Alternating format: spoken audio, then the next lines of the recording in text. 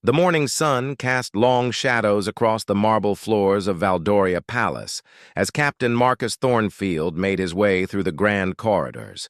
His polished boots echoed against the stone walls, each step measured and purposeful. As head of the royal guard, Marcus had served the kingdom of Valdoria for 15 years, but today felt different. There was an electricity in the air, a tension that made even the palace staff whisper in hushed tones. Queen Isabella Valdoria sat in her private study, her fingers trembling as she held the emergency report. The parchment felt heavy in her hands, though she knew it was just ordinary paper. The words written upon it, however, carried the weight of a kingdom's history. 3 of the most precious royal heirlooms had vanished from the supposedly impregnable treasure vault. The missing items were not just valuable objects. The crown of stars, worn by every Valdorian monarch for 3 centuries, contained diamonds that were said to have been blessed by ancient priests. The royal scepter of unity, forged when the 7 warring tribes first united under one banner, represented the very foundation of their kingdom. Most troubling of all was the disappearance of the Heart of Valdoria, a ruby necklace that had belonged to the first queen and was considered the soul of the royal family. Marcus knocked gently on the study door before entering. He found Queen Isabella staring out the window at the gardens below, her usually perfect posture slightly slumped with worry. At 42, she had ruled Valdoria for 8 years, following her father's peaceful death, and had proven herself a wise and beloved monarch. But today, she looked every bit as vulnerable as any ordinary woman facing an impossible crisis. "Your Majesty," Marcus said softly, bowing his head in respect. "I've completed the initial investigation of the vault." Isabella turned from the window, her green eyes reflecting a mixture of determination and fear. "Please, sit down, Marcus. We've known each other too long for such formality when we're alone." She gestured to the chair across from her desk. "Tell me everything." Marcus settled into the velvet-cushioned chair, his mind organizing the facts he'd gathered over the past 6 hours. The vault door shows no signs of forced entry. The locks are complex, requiring 3 separate keys that are held by yourself, Lord Chancellor Edmund, and Master Treasurer Sophia. None of the keys are missing. "That's impossible," Isabella said, leaning forward. "Those locks have protected the royal treasures for generations. My grandfather designed that system himself after studying the greatest security measures from kingdoms across the world." "I thought the same thing," Marcus replied. "But I've examined every inch of that vault. The stone walls are solid, built into the very foundation of the palace. There are no secret passages, no loose stones, no signs that anyone carved their way through. The ceiling is equally secure, and the floor—" He paused, running a hand through his graying hair. "The floor is carved from a single piece of granite. It would take a team of stonemasons weeks to cut through it, and they'd need tools that would make enough noise to wake the entire palace." Isabella stood and began pacing behind her desk, a habit she'd developed during difficult decision-making. "What about the guards? Surely someone must have seen something unusual." "I've questioned every guard who was on duty last night," Marcus said. "The night watch reported nothing out of the ordinary. Thomas and William were stationed at the vault entrance from sunset until dawn, and they swear that no one passed them. They're good men, Your Majesty. I've worked alongside them for years, and I trust them completely." Yet somehow, 3 priceless artifacts simply vanished into thin air, Isabella said, her voice carrying a note of frustration. "Marcus, those heirlooms aren't just treasures. They're symbols of our kingdom's legitimacy. The crown of stars will be needed for Prince Alexander's coronation when he comes of age. Without it—" She didn't need to finish the sentence. They both understood the implications. In Valdoria, ancient law required that the crown prince be crowned with the original crown of stars, or his claim to the throne could be challenged by rival noble houses. Prince Alexander was still only 16, But political tensions had been growing among the nobility, and some had already questioned whether Isabella's family line had the right to continue ruling. Marcus stood and walked to the window, looking out at the palace courtyard where servants were beginning their daily tasks. "Your Majesty, I believe this was an inside job. Someone with intimate knowledge of the palace, someone who had access to information that even most guards don't possess." "You suspect a member of the court?" Isabella asked, though her tone suggested she'd already considered this possibility. "I have to consider everyone," Marcus replied carefully. The theft required knowledge of guard rotations, familiarity with the vault's location and security measures, and most importantly, access to the keys or knowledge of how to bypass the locks entirely. Isabella sank back into her chair, the weight of suspicion settling upon her shoulders like a heavy cloak. The people she trusted most, the nobles and advisors she worked with every day, were now potential suspects in a crime that could destroy her kingdom's stability. "I want you to begin a thorough investigation," she said finally. "But we must be careful. If word spreads throughout the kingdom that the royal heirlooms are missing, it could cause panic. Some of our neighboring kingdoms have been looking for excuses to question our strength." Marcus nodded. "I'll select a small team of my most trusted guards. We'll investigate quietly, interviewing key personnel and examining every possibility. But, Your Majesty, I need your permission to search certain areas of the palace that are normally off-limits." "You have it," Isabella said without hesitation. "Search anywhere you need to. Question anyone you must. But Marcus—" She paused, her voice dropping to almost a whisper. "I need those heirlooms back. Not just for the kingdom, but for my son. Alexander doesn't know they're missing yet. But when he finds out—" Prince Alexander was known throughout the palace for his strong sense of duty and his deep respect for Valdorian traditions. The knowledge that the symbols of his future reign had been stolen would devastate him, potentially shaking his confidence at a crucial time in his development as a future king. Marcus spent the remainder of the morning assembling his investigation team. He chose Lieutenant Sarah Chen, a sharp-minded guard who had recently transferred from the Palace Intelligence Division. Her background in uncovering court conspiracies made her invaluable for this type of investigation. He also selected Sergeant David Morrison, a veteran guard whose 20 years of service had given him connections throughout the palace staff. The three investigators met in Marcus's private office, a small room adjacent to the main guardhouse. Maps of the palace covered the walls, marking every entrance, exit, and secure location within the sprawling complex. Marcus had drawn red circles around areas they would need to examine closely. "This investigation must remain absolutely confidential," Marcus told his team. "As far as anyone knows, we're conducting routine security reviews. Sarah, I want you to focus on the court nobles and high-ranking advisors. Look for any unusual behavior, unexpected financial changes, or suspicious communications." Sarah nodded, pulling out a leather notebook where she'd already begun listing the names of key court members. "I'll start with those who have had recent access to the royal wing. Should I include family members and personal staff?" "Include everyone," Marcus replied firmly.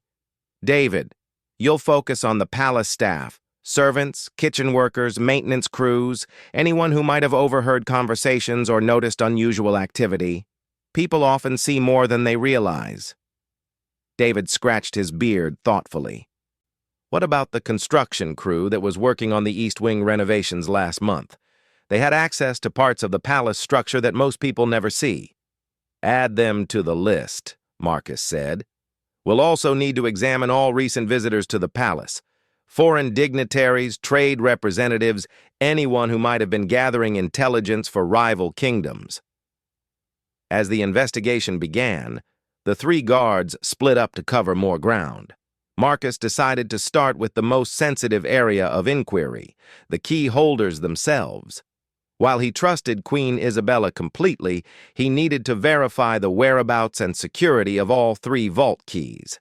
His first stop was the office of Lord Chancellor Edmund Blackwood, a distinguished man in his 60s who had served the royal family for over 30 years. Edmund's office was located in the administrative wing of the palace, surrounded by the constant bustle of clerks and secretaries managing the kingdom's daily business. "Captain Thornfield," Edmund said, looking up from a stack of trade agreements he'd been reviewing, "I heard there was some sort of security review taking place. How can I assist you?" Marcus closed the office door behind him before sitting down. "Lord Chancellor, I need to ask about your vault key. Can you confirm its location and whether it's been out of your possession recently?" Edmund's expression grew serious as he reached into his desk drawer and withdrew an ornate silver key. "It's here, as always. I check on it every morning as part of my routine. Is there some concern about vault security?" "Just routine verification," Marcus said, examining the key closely. It appeared genuine, with the intricate engravings and magical symbols that made counterfeiting nearly impossible. "Have you noticed anything unusual in the palace recently? Any new faces? Any changes in routine among the staff?" Edmund considered the question carefully. "Now that you mention it, there have been some interesting developments among the noble families. Lord Harrison's daughter returned from her studies abroad last week, and she's been asking quite a few questions about palace protocols and history. Lady Margaret has also been hosting more dinner parties than usual, with guests from various kingdoms." Marcus made mental notes of these observations. "What kind of questions was Lord Harrison's daughter asking?" "She seemed particularly interested in the history of the royal treasures," Edmund said. "She mentioned she was writing some sort of scholarly paper about the cultural significance of royal regalia across different kingdoms. I thought it was admirable that someone so young was taking an interest in our heritage." This information sent a chill down Marcus's spine. Someone researching the royal treasures shortly before their disappearance could hardly be a coincidence. "Do you remember her specific questions?" "She asked about the crown of stars, particularly about when it was last used in a ceremony and where it was typically stored between royal events. She also inquired about the security measures protecting the royal collection, though I told her that such information was classified."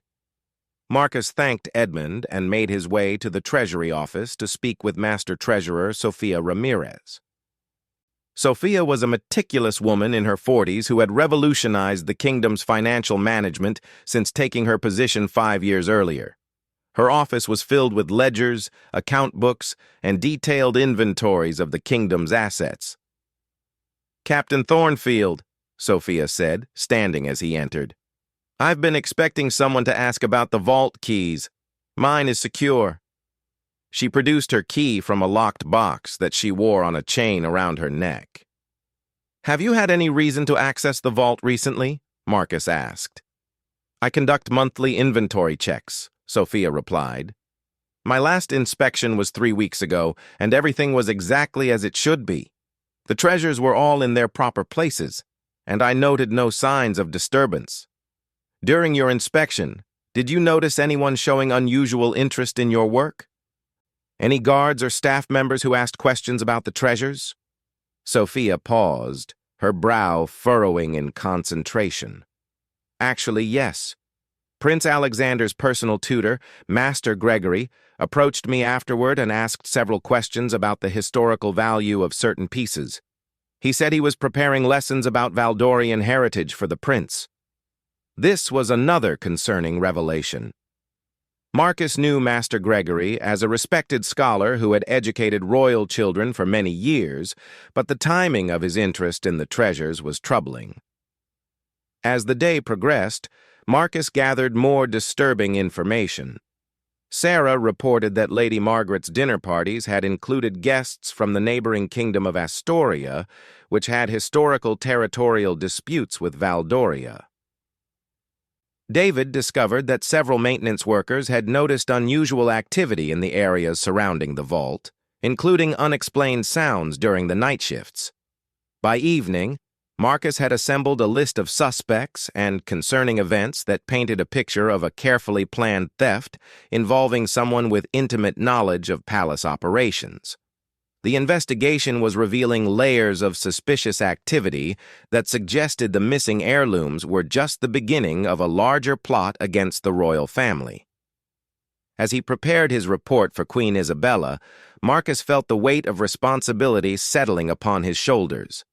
The missing treasures represented more than monetary value. They were symbols of the kingdom's stability and continuity. Their recovery would require careful investigation and perhaps dangerous confrontations with people who had betrayed the trust of the crown. The captain looked out his office window at the darkening sky, knowing that somewhere within the palace walls the missing royal heirlooms were hidden, and somewhere among the people he was sworn to protect lurked a traitor who had set in motion events that could destroy the very foundation of the kingdom of Valdoria.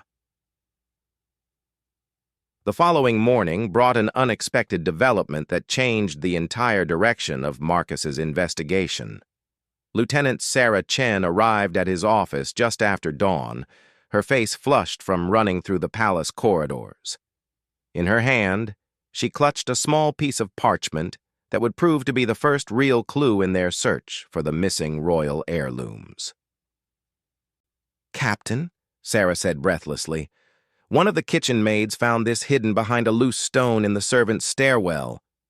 She placed the parchment on Marcus's desk with careful precision, as if it might explode if handled roughly.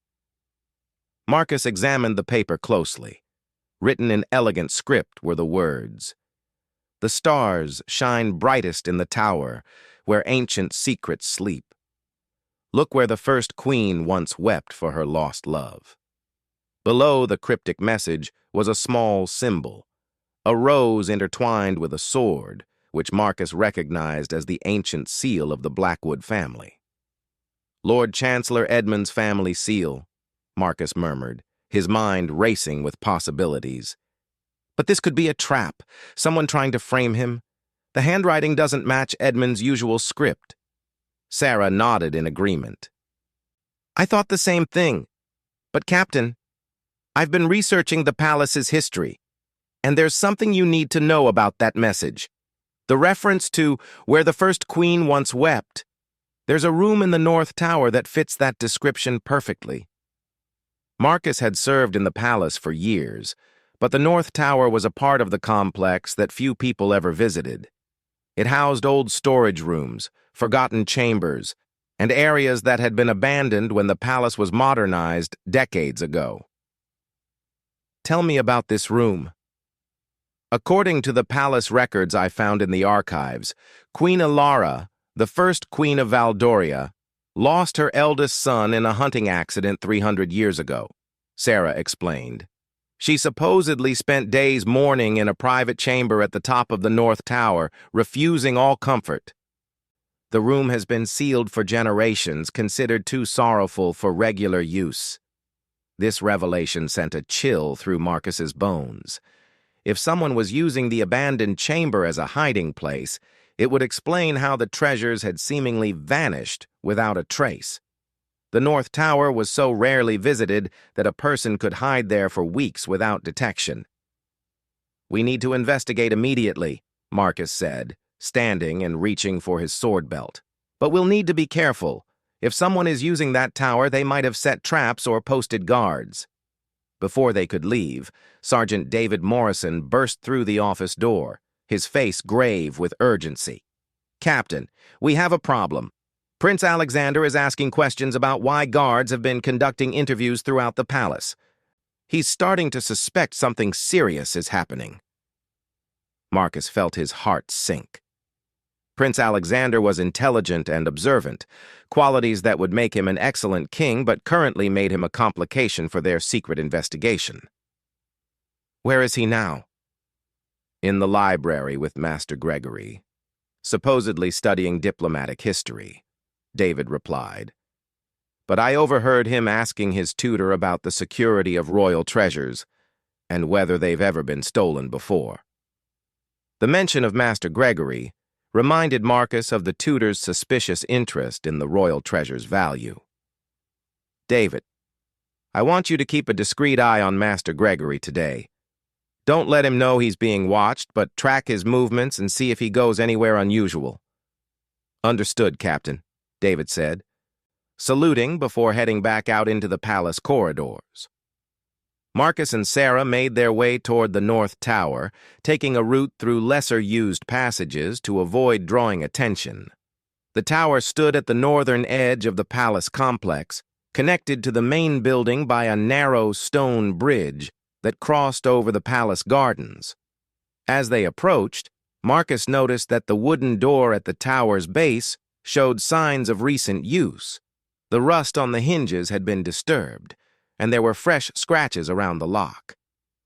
"Someone's definitely been here," Sarah observed quietly, examining the ground around the entrance. "Look at these footprints. At least 2 different people, and they're recent enough that last night's rain didn't wash them away." Marcus carefully examined the lock on the tower door. It appeared to be the original mechanism, ancient and supposedly rusted shut from decades of disuse. However, when he tested it gently, the lock clicked open with surprising ease. Someone had clearly been maintaining and using this entrance regularly. Inside, the tower was dark and musty, with narrow stone stairs spiraling upward into the shadows. Marcus drew his sword, while Sarah lit a small lantern she'd brought from the guardhouse. The flickering light revealed walls lined with old tapestries and forgotten furniture covered in dust sheets. As they climbed the stairs, Marcus counted the levels carefully. The tower had 5 floors, each containing several chambers that had once housed lesser members of the royal family and their attendants. On the 3rd floor, they discovered something that made them both freeze in their tracks. "Captain," Sarah whispered, pointing toward a doorway that glowed with the faint light of candles burning within. "Someone's here." Marcus gestured for silence as they approached the chamber door, which stood slightly ajar. Through the gap, they could see movement inside, shadows dancing against the walls as figures moved around the room. Marcus strained to listen and could hear voices speaking in hushed tones, though he couldn't make out the words clearly. Positioning themselves on either side of the doorway, Marcus and Sarah prepared to enter the chamber. Marcus held up 3 fingers, then 2, then 1, and they burst through the door with weapons drawn. The sight that greeted them was both shocking and confusing. The room contained 2 people, Lady Catherine Harrison, Lord Harrison's daughter who had recently returned from abroad, and Master Gregory, Prince Alexander's tutor. Between them, on an ornate table, sat the 3 missing royal heirlooms, the crown of stars, the royal scepter of unity, and the heart of Valdoria necklace. "Don't move," Marcus commanded, his sword pointed toward the pair. "You're both under arrest for theft of royal property." Lady Catherine, a young woman of perhaps 22 with intelligent brown eyes, raised her hands slowly, but showed no sign of panic. "Captain Thornfield, this isn't what it appears to be," she said calmly. "We're not thieves. We're trying to prevent a much greater crime." Master Gregory, a scholarly man in his 50s with graying hair and wire-rimmed spectacles, nodded in agreement. "Captain, we discovered a plot against Queen Isabella and Prince Alexander. We took the treasures to protect them, not to steal them." Marcus kept his sword raised, unwilling to trust their claims. "Explain yourselves quickly, and it had better be convincing." Lady Catherine gestured toward several documents spread across the table beside the heirlooms. "I've spent the past 2 years studying abroad in various kingdoms, learning about political intrigue and assassination techniques used against royal families. When I returned to Valdoria, I began noticing suspicious activities that reminded me of patterns I'd studied." "What kind of patterns?" Sarah asked, her own weapon still drawn but her expression showing curiosity rather than hostility. "Someone has been gathering detailed information about our kingdom's most valuable treasures and security procedures," Catherine explained. They've been asking questions designed to map out our defenses and identify weaknesses. But more importantly, I discovered evidence that they're planning to use the missing treasures to create a crisis that would justify foreign intervention in Valdoria.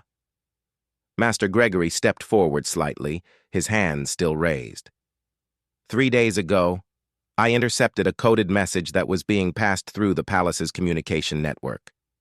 When I decoded it, I discovered that agents from the Kingdom of Astoria are planning to steal our royal heirlooms and then offer to help us recover them, in exchange for territorial concessions and mining rights.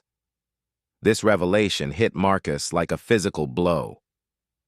The Kingdom of Astoria had been pressuring Valdoria for years to grant them access to the rich iron and gold mines in the eastern provinces. If they could create a crisis and then position themselves as helpful allies, they might achieve through manipulation what they couldn't accomplish through direct negotiation. "So you stole the treasures yourselves to prevent this plan?" Marcus asked, though he was beginning to lower his sword as the explanation started to make sense. "We removed them from the vault and brought them here for safekeeping," Catherine corrected. "Master Gregory has been teaching me about the palace's hidden areas and forgotten chambers.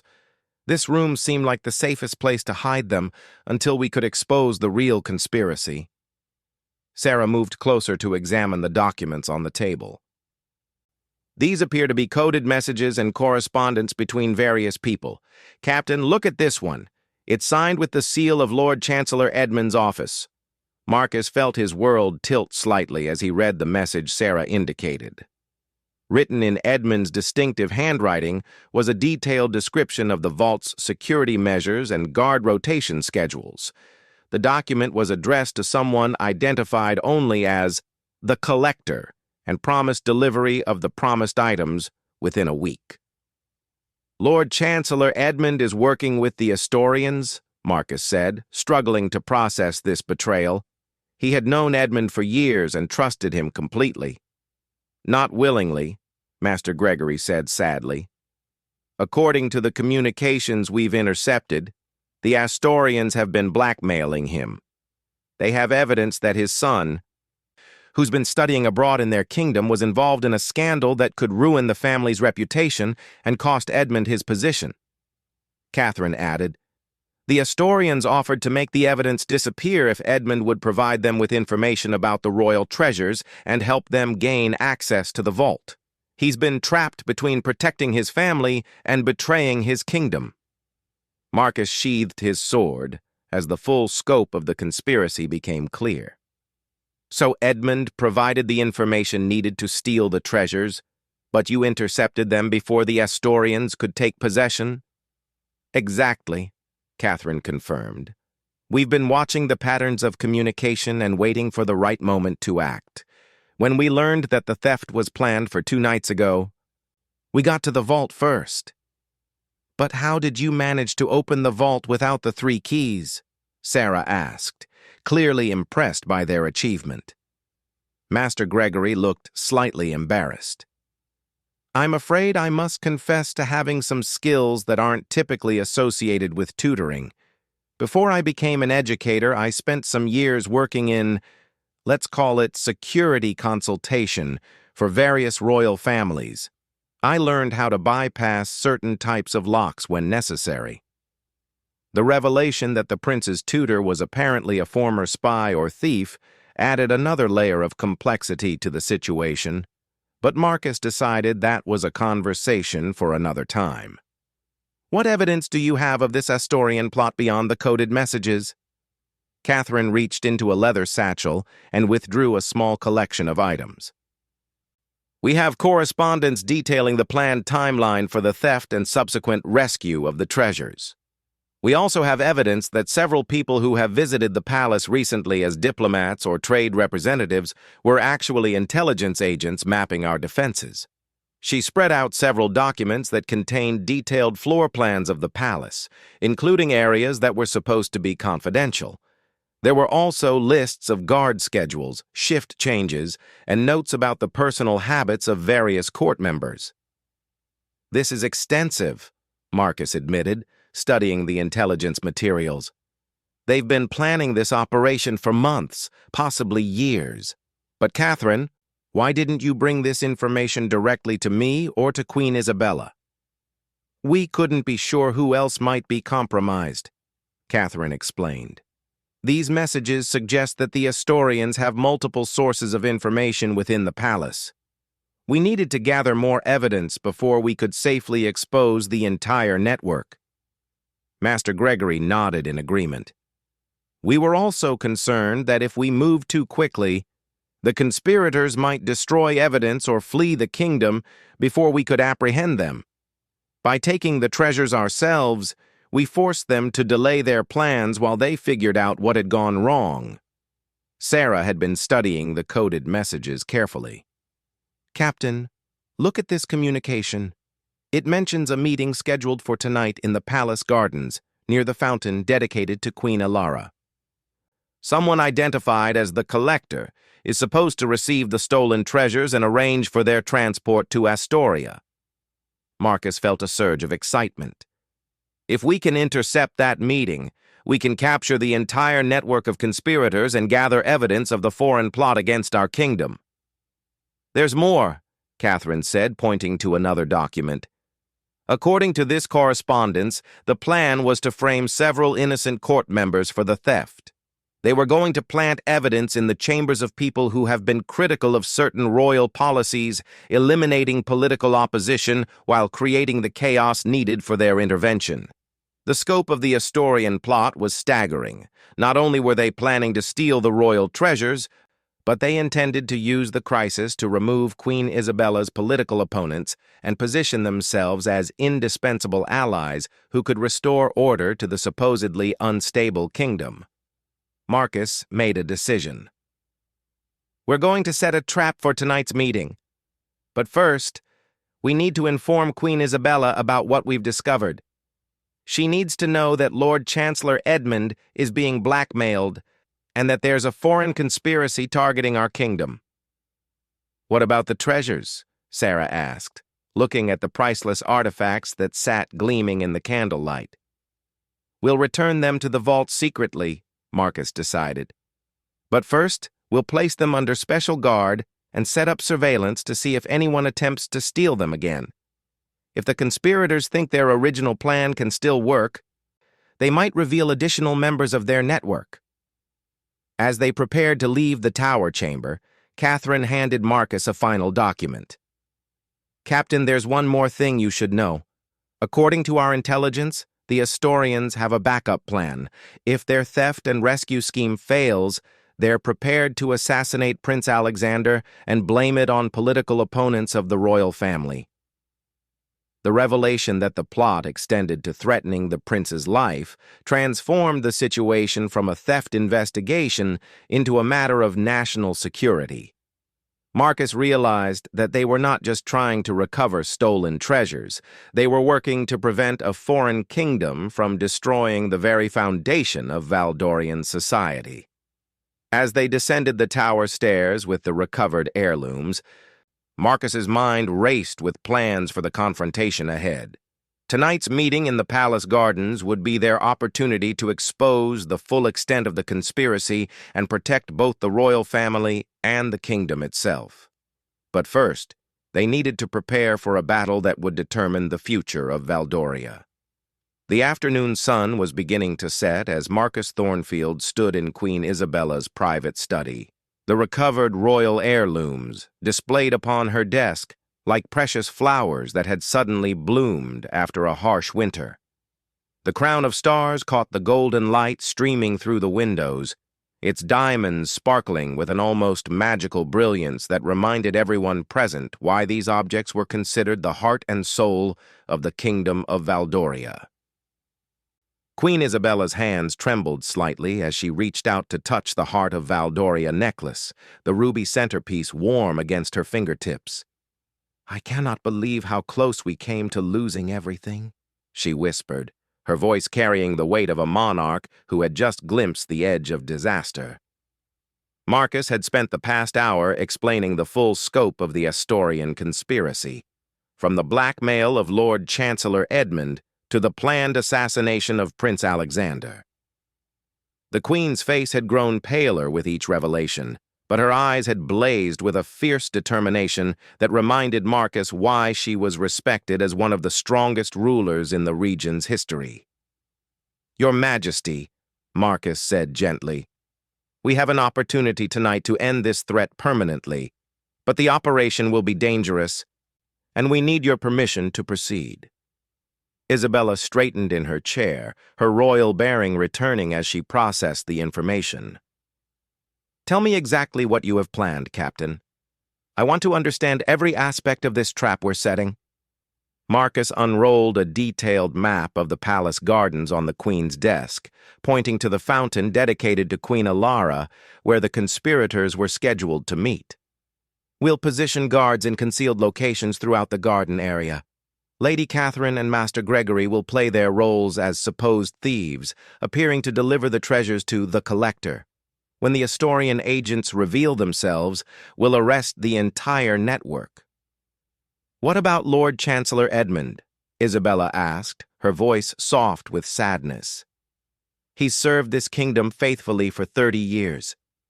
The fact that they've forced him into betrayal through threats to his family—" "We believe we can save both Edmund and his son," Marcus replied. "Catherine has been in contact with allies in Astoria who are willing to help rescue Edmund's son and expose the blackmail scheme. But we need to time everything perfectly." Sarah Chen stepped forward, holding a leather portfolio filled with documents. "Your Majesty, we've also prepared evidence that will expose the Astorian plot to the international community. Once we arrest their agents tonight, we can present proof of their interference to the Council of Kingdoms. Astoria will face serious diplomatic consequences for their actions." Isabella stood and walked to the window overlooking the gardens, where servants were beginning to light the evening lanterns along the pathways. "Prince Alexander doesn't know about any of this yet, does he? We thought it best to wait until after tonight's operation," Marcus said carefully. "The prince is strong, but learning that someone planned to assassinate him might affect his ability to remain calm during the confrontation." "You're right," Isabella agreed. "Alexander inherited his father's brave heart, but he's still young. This kind of political intrigue is something he'll need to learn to handle gradually." She paused, watching a group of palace cats playing near the fountain where the evening's dramatic events would unfold. "Captain, what if something goes wrong tonight? What if we fail to capture all the conspirators?" Marcus had been wondering the same thing, but he had spent his entire career preparing for exactly this type of crisis. "Your Majesty, I've positioned additional guards throughout the palace, and I've arranged for Prince Alexander to be moved to a secure location during the operation. Even if our trap fails, your family will be protected." As evening approached, the team made their final preparations. Lady Catherine had changed into dark clothing that would help her blend into the shadows of the garden, while Master Gregory reviewed the coded phrases he would need to use when communicating with the Astorian agents. The recovered treasures had been carefully packed into a replica of the container the conspirators expected to receive. Marcus positioned himself behind a large oak tree near the fountain, with a clear view of the meeting location and quick access to the pathways leading to different areas of the garden. Sarah took a position near the rose garden where she could observe the approaches from the east wing of the palace. Sergeant David Morrison and 6 additional guards spread out through the surrounding area, each equipped with signal mirrors to communicate silently in the moonlight. At exactly 10 o'clock, Catherine and Gregory appeared on the garden path, carrying the container that supposedly held the stolen royal heirlooms. They walked slowly toward Queen Alara's fountain, their movements casual but alert as they scanned their surroundings for signs of the people they were supposed to meet. The fountain itself was a beautiful marble structure depicting the first queen of Valdoria holding a dove, symbolizing the peace she had brought to the warring tribes.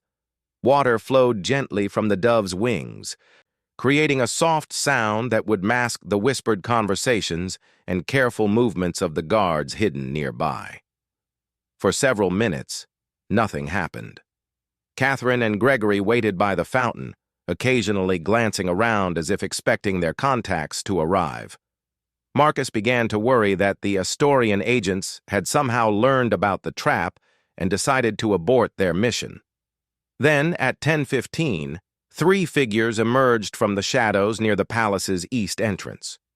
Marcus recognized one of them immediately.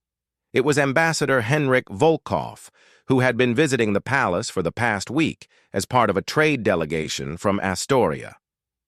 The other 2 were men Marcus had seen around the palace but had assumed were members of the ambassador's security detail. "Right on time," Catherine said as the 3 approached the fountain. "Do you have our payment ready?" Ambassador Volkov smiled, but there was something cold and calculating in his expression that made Marcus's hand move instinctively toward his sword hilt. "First, let me examine the merchandise to ensure it meets our expectations." Gregory opened the container, revealing the glittering treasures within. Even in the dim garden lighting, the crown of stars seemed to capture and amplify every ray of moonlight, creating an almost hypnotic display that drew gasps of appreciation from the Astorian agents. "Magnificent," Volkov breathed, reaching toward the crown. "These will serve our purposes perfectly. Once we transport them to Astoria and then discover them in the possession of Valdorian rebels, the international community will have no choice but to support our intervention in your kingdom's internal affairs." It was exactly the confession Marcus had been hoping for. He raised his signal mirror and flashed the predetermined code toward Sarah's position, then toward David's location. Within seconds, guards began moving through the shadows toward the fountain. But the Astorians were more prepared than Marcus had anticipated. As soon as the first guard became visible, one of Volkov's companions drew a crossbow and fired a bolt toward Catherine. She dove to the side, but the projectile grazed her shoulder, drawing blood and eliciting a cry of pain that echoed through the night air. "Trap!" Volkov shouted, drawing his own weapon as his companions spread out to create a defensive formation.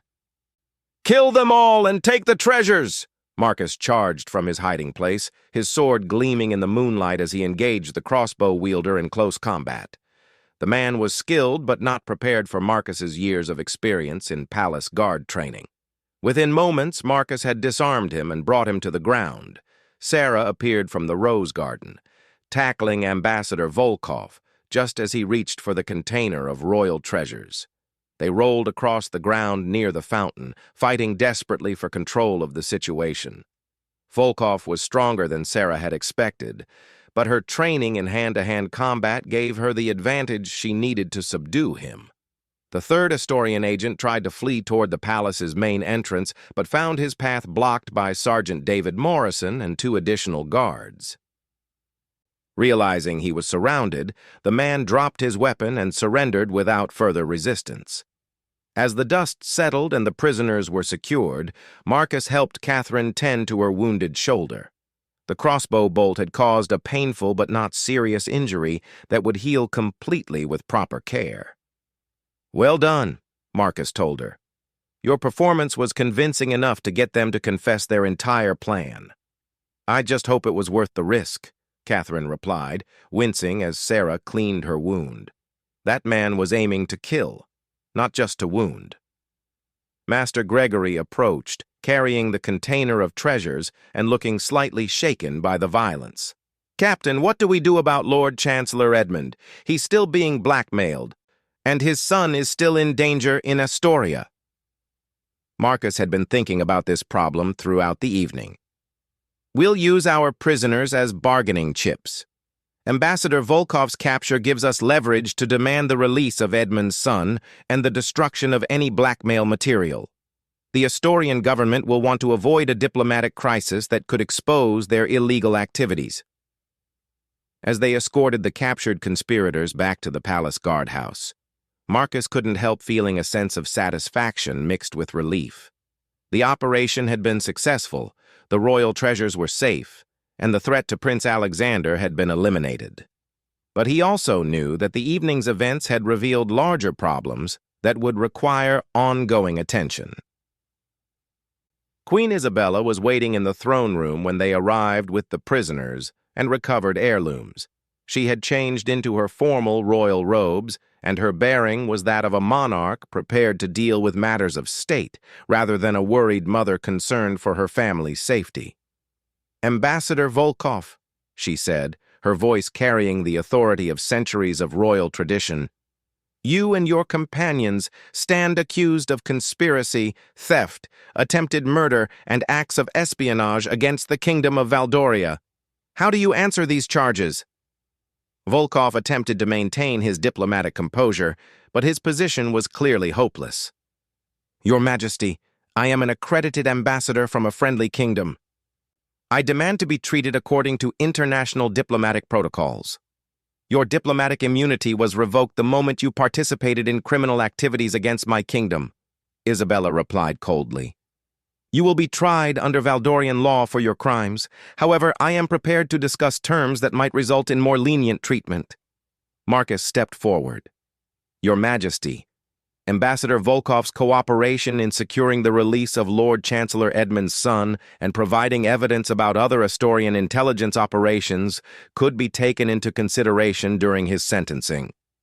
Over the following hour, they negotiated an agreement that would protect Edmund's family while exposing the full extent of Astorian interference in Valdorian affairs. Volkov, faced with the prospect of spending decades in a Valdorian prison, agreed to cooperate fully with their demands. Lord Chancellor Edmund was summoned to the throne room, where he broke down in tears as he confessed his forced participation in the conspiracy. Queen Isabella's response surprised everyone present, including Marcus. "Edmund," she said gently, "you have served this kingdom faithfully for 30 years. The fact that you chose to protect your family when threatened by foreign agents doesn't diminish your loyalty to Valdoria. You were placed in an impossible position, and you handled it as well as anyone could have." "Your Majesty," Edmund said through his tears, "I betrayed your trust. I provided information that could have destroyed the kingdom." "You provided information under duress to protect someone you love," Isabella corrected. "That makes you human, not a traitor. However, we'll need to review our security procedures to ensure that no one else can be placed in such a vulnerable position in the future." The next morning brought news that Edmund's son had been safely rescued from Astoria by allies who had been working with Catherine's network. The young man arrived at the palace that afternoon, pale and shaken but unharmed, and was reunited with his father in an emotional scene that brought tears to the eyes of everyone present. Prince Alexander was finally informed about the conspiracy and his family's narrow escape from disaster. His reaction was exactly what Marcus had expected: anger at the threat to his kingdom, pride in the courage shown by the guards and their allies, and a mature understanding of the complex political forces that surrounded royal families. "Captain Thornfield," the prince said after hearing the full story, "I want to learn everything you can teach me about protecting our kingdom from threats like this. When I become king, I need to be able to recognize and counter such conspiracies myself." Marcus felt a surge of respect for the young man's wisdom.